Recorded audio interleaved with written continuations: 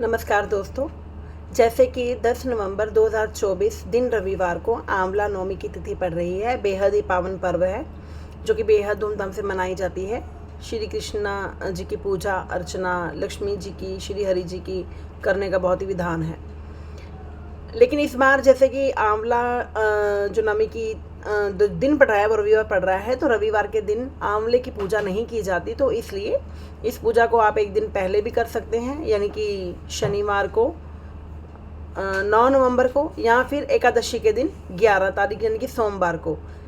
रविवार को आंवला के पेड़ को नहीं छूना चाहिए, तो इसलिए इस प्रकार आप अपनी पूजा पूरी कर सकते हैं। तो जो आंवला नवमी की कथा है वो इस प्रकार है, जो आप उस दिन पढ़ेंगे और आंवले के पेड़ की विधि विधान से पूजा करेंगे, जिससे आपको अक्षय फल की प्राप्ति होगी। पौराणिक मान्यता के अनुसार कार्तिक शुक्ल पक्ष की नमी यानी कि आंवला नमी से लेकर कार्तिक पूर्णिमा तक भगवान विष्णु आंवले के वृक्ष पर ही निवास करते हैं। ऐसी मान्यता है कि इस दिन की गई पूजा अर्चना और दान करने का अक्षय फल मिलता है, इसलिए इसे अक्षय नवमी भी कहते हैं। आंवला नवमी के दिन ही कृष्ण जी ने कंस के आमंत्रण पर वृंदावन छोड़कर मथुरा की ओर प्रस्थान किया था। पद्म और स्कंद पुराण में वर्णन है कि आंवले की उत्पत्ति ब्रह्मा जी के आंसुओं से हुई, जबकि एक अन्य कथा के अनुसार समुद्र मंथन के समय अमृत कलश से पृथ्वी पर अमृत की बूंदें गिरने से आंवले की उत्पत्ति हुई, और शिव के विषपान करते हुए जो बूंदें पृथ्वी पर गिरी उससे भांग धतूरे की उत्पत्ति हुई। एक कथा ये भी है कि एक बार देवी लक्ष्मी जी पृथ्वी पर भ्रमण कर रही थी। उनकी इच्छा हुई कि कैसे भगवान विष्णु और शिव जी की एक साथ पूजा करूं।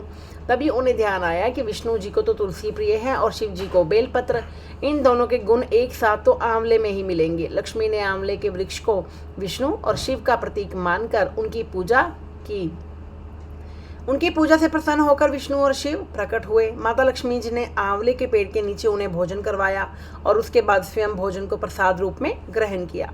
उस दिन से ही ये तिथि आंवला नवमी के नाम से प्रसिद्ध हुई। ऐसी मान्यता है कि इस दिन आंवले के पेड़ की पूजा, आंवले से स्नान, आंवले को खाने और आंवले का दान करने से अक्षय पुण्य मिलता है। एक अन्य कथा और है दोस्तों। इसी दिन आदि शंकराचार्य जी को एक निर्धन स्त्री ने भिक्षा में सूखा आंवला दिया था। उस निर्धन स्त्री की गरीबी से द्रवित होकर शंकराचार्य जी ने माँ लक्ष्मी जी की मंत्रों द्वारा स्तुति की, जो कि कनकधारा स्तोत्रम के रूप में जानी जाती है। उस निर्धन स्त्री के भाग्य में धन ना होते हुए भी शंकराचार्य जी की विनती पर माँ लक्ष्मी ने उनके घर स्वर्ण यानी कि सोने के आंवलों की वर्षा करके उनकी दरिद्रता को दूर किया। इसी दिन भगवान विष्णु जी ने कूष्मांडा राक्षस का भी वध किया था। जय श्री हरि।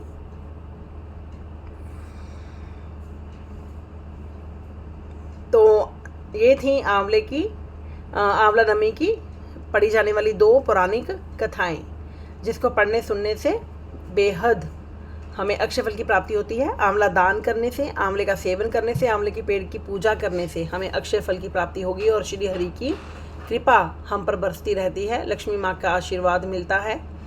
तो उस दिन आंवले के दिए भाई हमें बनाकर जलाने हैं। 5 दिए, मैंने कल भी बताया था वीडियो में, 5 दिए हमें जरूर जलाने हैं अपने घर में। एक विष्णु जी के निमित्त, एक माँ लक्ष्मी जी के निमित्त, एक तुलसी जी पर और एक अपने घर की दहलीज पर और एक पितरों के लिए।